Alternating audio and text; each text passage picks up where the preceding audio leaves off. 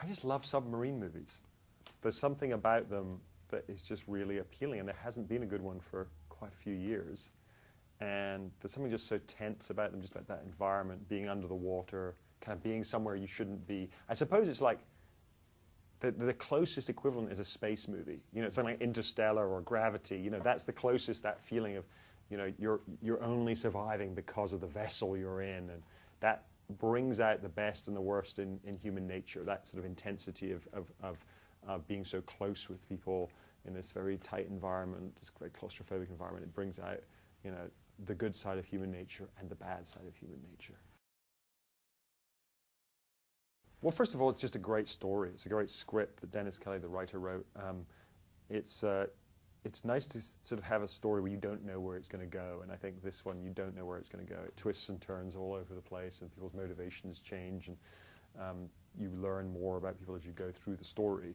I tend to think in a lot of movies these days, you know, it's the narrative, the story itself is not necessarily the most important thing to people. It's more about, you know, a great set piece or, you know, a great style or whatever. Whereas for me, I love movies where you are just caught up in a story, in a great tale. I was lucky to be able to cast a lot of just great character actors in the film, people who just felt really right for these roles, with the right faces, and then Jude Law, who does a transformative performance. You know, he's not at all like the Jude Law that you've seen before. He's not at all the kind of matinee idol that you expect from Sherlock Holmes or from you know, Mr. Ripley or any of those other movies he's well known for. He makes himself into this very macho, very kind of commanding figure. You know, when you're so known for your looks and for your charm and being suave, I think that probably gets a bit boring after a while. And he's getting older, and he's thinking, you know, I want to be known as an actor. And he is a very fine actor, and a lot of, you know, through his career, he's taken on some, you know, character parts where he's really got to do interesting things. And I think now, as his looks sort of age into something a little more interesting, he's you know, really determined to be a great actor.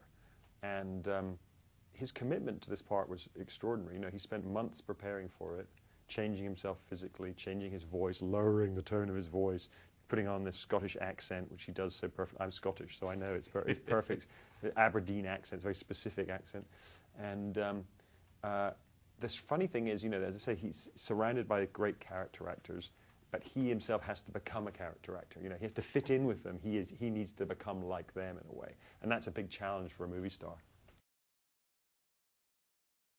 A lot of the exteriors were with a real submarine, which we happened to find a real Russian submarine from the 60s in England. It was sitting in a river outside England. A guy had just bought it as a hobby.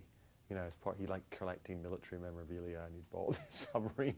And so it's sitting sort of rusting away in this river, and we filmed with it there. It doesn't move anymore, but we were able to make it work for the exteriors and also for some of the interiors. We shot about a third of the film on the real submarine, and then the production designer, who was incredibly clever, managed to take you know, the look of that submarine and reconstruct 3 chambers on a set at Pinewood Studios, the famous studios outside London. And then of course we filmed underwater for a bit in an underwater tank.